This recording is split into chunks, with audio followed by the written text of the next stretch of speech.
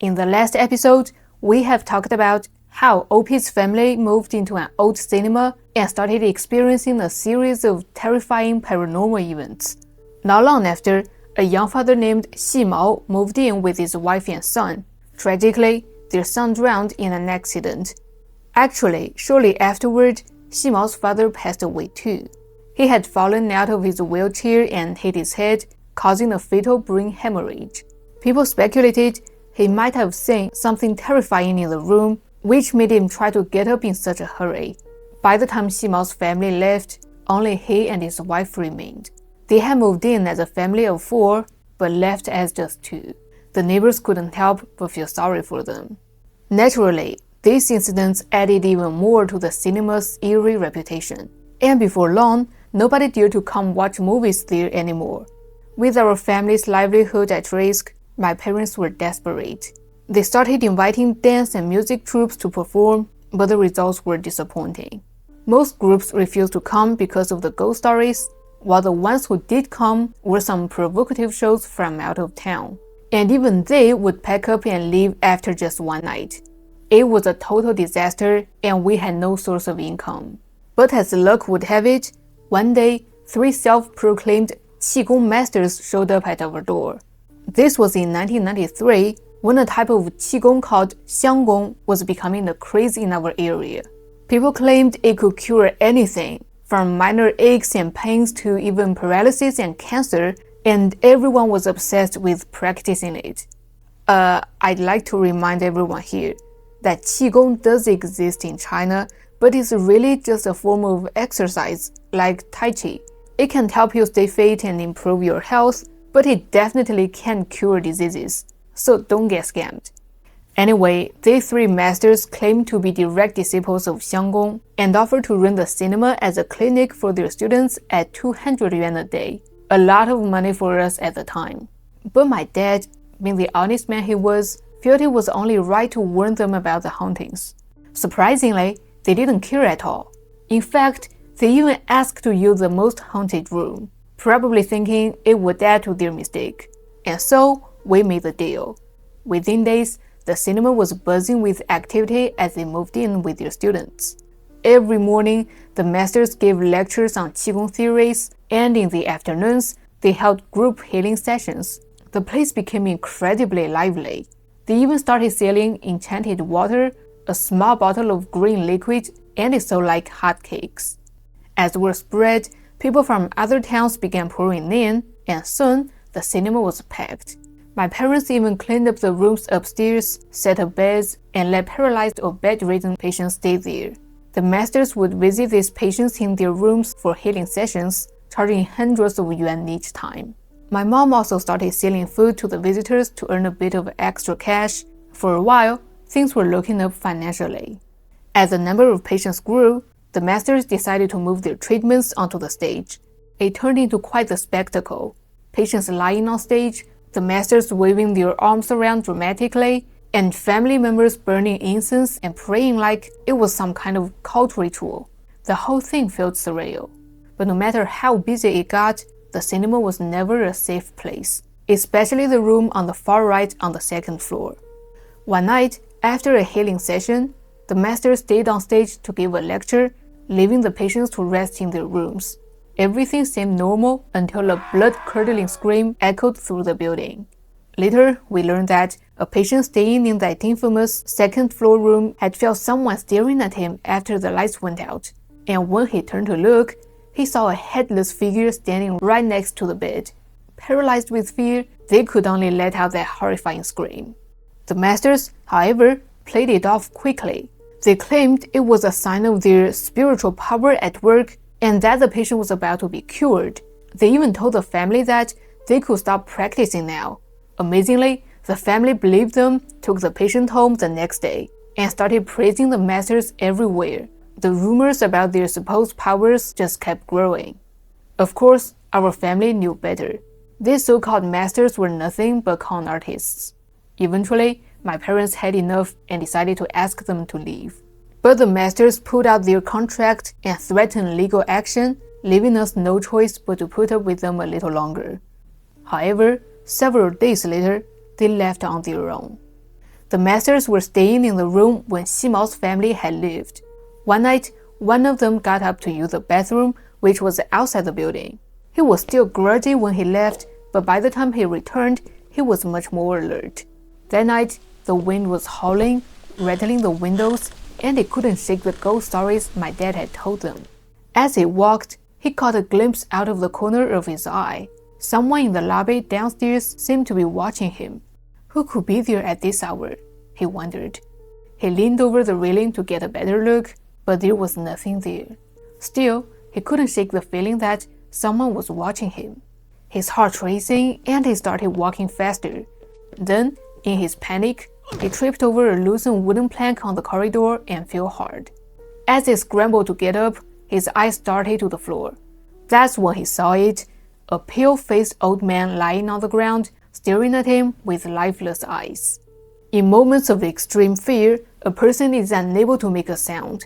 He froze for a few seconds, then frantically scrambled back to his room like his life depended on it.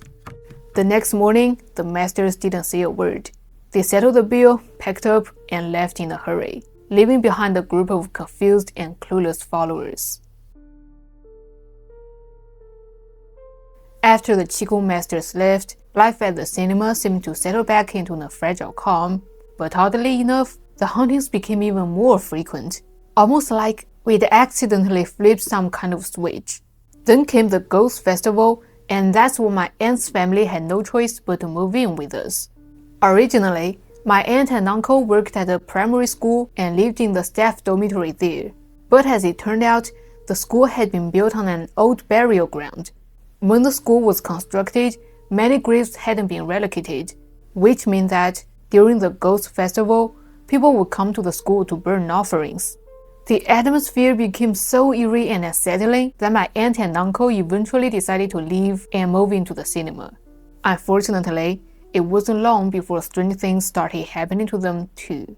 My uncle was a clever man, and even back then, he knew that working a regular job alone wouldn't lead to financial freedom. So he learned to drive as a way to prepare for a career change.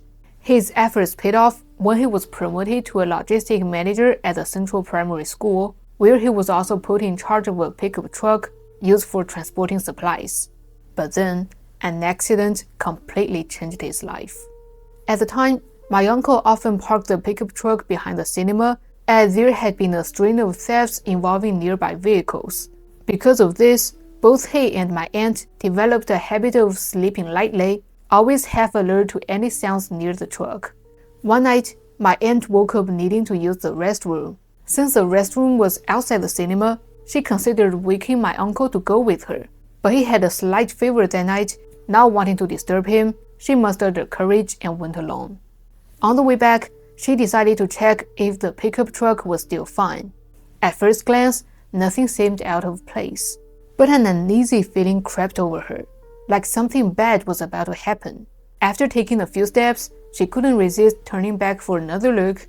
That's when she saw it, a figure standing in front of the truck. Her heart skipped a bit. Assuming it was a thief, she quickly ducked behind the door to get a better look. But in an instant, the figure vanished. Trying to convince herself it was just her imagination, she still couldn't shake the fear and decided to wake my uncle to check together. But just as she reached the cinema store and glanced back one last time, the figure appeared again, an old man standing by the truck. And just like before, he vanished in the blink of an eye.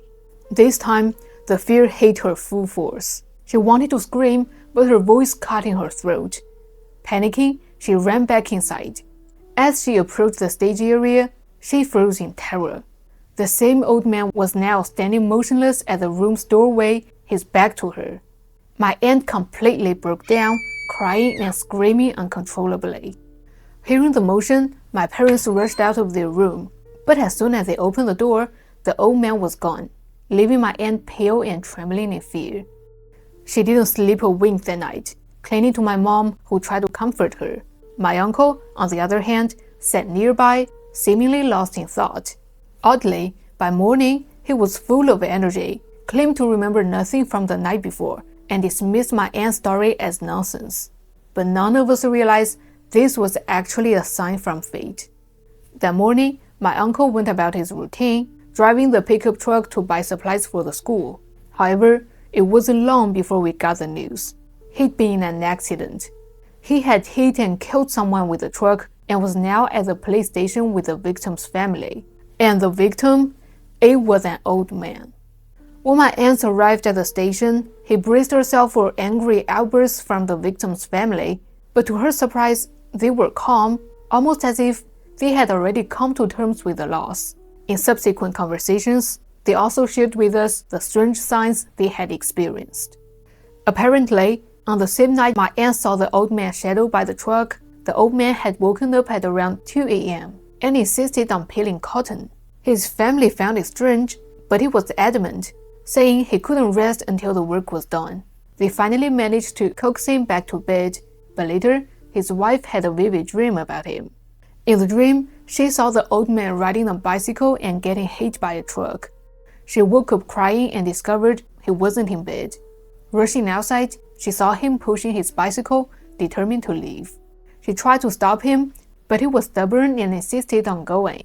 Reluctantly, she let him go, hoping the dream was just that, a dream. Sadly, not long after, my uncle's truck hit him head-on, killing him instantly. Looking back, everyone couldn't help but feel there was something fated about this series of events, as if both my uncle and the old man had been caught in an unavoidable tragedy. After the incident, the school barred my uncle from driving anymore. Not long after, both he and my aunt were transferred to another location and moved out of the cinema for good. After my aunt's family moved out, it was just the four of us left in the cinema again. Dad continued screening movies, and Mom ran the small snack shop. Life returned to a semblance of normalcy. But during this time, I began to notice a frequent visitor, a man who never missed a movie. I never learned his name, but everyone in town knew who he was. He would show up every time there was a screening, watch the movie, then wander off alone into the streets, muttering to himself. He had an air of mystery, almost otherworldly. Mom said he wasn't quite right in the head, and that he'd often pull her aside to tell her there were many people in the cinema, figures lurking in the corners, glaring at us with malice. At first, Mom found him unsettling, but over time, she grew used to his ramblings and stopped paying him much attention. One weekend, I came home from school, and as luck would have it, there was a movie playing that evening. Sure enough, the man showed up again. He greeted Dad, paid for his ticket, and started walking inside. Dad called out to give him his exchange, but he refused, insisting that our family had it tough enough as it was. His gesture moved me, and I asked Mom who he was. That's when she told me his story. Years ago, the man had retired from the military and returned to his hometown. He got a job at the local supply and marketing cooperative, where he fell in love with one of the sales clerks. There was quite an age gap between them, more than a decade, and as expected in those conservative times, their relationship faced stiff opposition from her family. So the couple kept their romance a secret, meeting discreetly whenever they could. The cinema became their favorite rendezvous spot, and they attended nearly every screening together. Eventually, they decided to get married and informed her parents. As expected, her family strongly opposed the union. Despite this, the two of them pushed ahead, registered their marriage, and hosted a small celebration with their co-workers. But during the wedding banquet, her parents stormed in with relatives, causing a massive scene. The joyful event was cut short and ended in chaos. Her parents declared they would sever all ties with her, leaving the young woman heartbroken. That very night, the couple rented out a private screening at the cinema as a way to salvage some happiness. Despite the earlier drama, they didn't cancel the event and even invited neighbors and friends to come and celebrate. The turnout was larger than expected, and the couple sat closely together, enjoying the film as though nothing had happened. Midway through the movie, the woman told her husband she needed to use the restroom. She left, but after a long while, she hadn't returned. Concerned, he asked the female co-worker to check the ladies' room, but she found no one there. A gnawing unease crept over him. Knowing his wife well, he had a sinking feeling something was wrong. He left the cinema and began searching for her. When he finally reached their new home, he was met with a devastating sight. His wife had consumed an entire bottle of pesticide. Though he rushed her to the hospital, it was too late to save her. That same night, her family came and forcibly took her body from his arms, burying her in the family's ancestral graveyard. The poor man was left drowning in guilt and grief, blaming himself for her tragic end. From that point on, he became increasingly withdrawn, eventually slipping into a state of mental instability. Yet, no matter the weather, rain or shine, he never missed a movie. He would faithfully attend every screening at the cinema, then walk to the graveyard to visit his wife. Sitting at her grave, he would recount the movie in detail, as though she were still there to listen. During the summer of 1994, the students in our village suddenly became enthusiastic about a so-called work-study program, which was really just collecting scrap metal for money. At first, I thought little of it, but after seeing how my younger brother earned over 100 yuan in just 5 days, I was tempted and joined in. One day, while my brother and I were out hunting for scrap metal behind the cinema, we noticed a young man walking back and forth in the woods, measuring things with a ruler. He had a lot of equipment, shovels, a small high-tech looking device, and a large blueprint spread out on the ground. We were curious and approached him, and when we got closer, the young man asked if this was the entrance to the cinema. We nodded, and he muttered, "That's good," before ignoring us. Later, we learned that he was searching for oil exploration equipment. He explained that years ago, an oil detector had been buried in the area, and researchers wanted to find it to see if there was any oil beneath us. Our village might have oil? The news spread quickly and excitement grew. People started volunteering to help dig, eager to get rich. The young man assigned different areas for everyone, and for the entire afternoon, a group of us carefully dug down about 3 meters, but we found nothing. Just as we were about to stop, one of the villagers, frustrated after a whole day of digging for free, angrily struck the ground with his shovel. A loud bang echoed, and his hand jolted with a shock. Hearing this, everyone was immediately excited. Could we have really found the equipment? They started digging more carefully, and eventually, something round began to emerge. As the dirt cleared, one villager screamed, "A skull!" Everyone froze in shock. Someone called the police, who came quickly with the coroner. Later, they cleared the area and confirmed it was a human skull, specifically a skull with a helmet. The helmet looked old, not like a murder victim's, but more like something worn by a soldier. Later, investigators concluded that it was from the Japanese soldiers during the War of Resistance against Japanese aggression. But how it ended there was a mystery. While the villagers speculated about the skull's origins, my grandmother quietly returned home, and over the next few days, she became distant and distracted. At first, I thought she was just upset, but she became increasingly quiet. It was clear she wasn't just afraid, but something more. Finally, I asked her about it, and she told me the story behind the skull. In the 1930s, the area around the cinema was near a village called Shakou. During the Japanese invasion, the Japanese soldiers had built a bunker there. Initially, they stayed inside, keeping a low profile, and everything in the village was quiet. But the villagers, seeing the bunker as a bad omen, kept their distance. The Japanese soldiers, thinking the villagers were afraid of them, gradually grew bolder and began wandering around. At first, they only went out in pairs, occasionally visiting villagers' homes for food. The villagers, who were struggling with food shortages, didn't mind as long as it didn't cause trouble. Emboldened by their initial success, they grew increasingly audacious. Eventually, they dared to act alone, making daily visits to villagers' homes to freeload meals, completely ignore the fact that they were in Hunan, one of the birthplaces of China's revolution. The main character in this story was a local thug known for his bad behavior. He often stole, fought, and had a reputation for being a bully. He always carried a knife with him, which made people avoid him.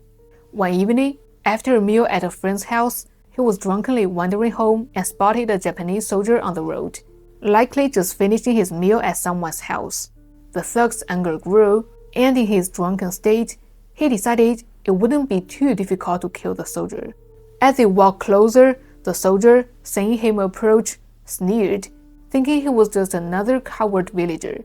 Seeing this, the thug's rage boiled over, and with a few quick steps, he pulled out his knife and killed the soldier in seconds.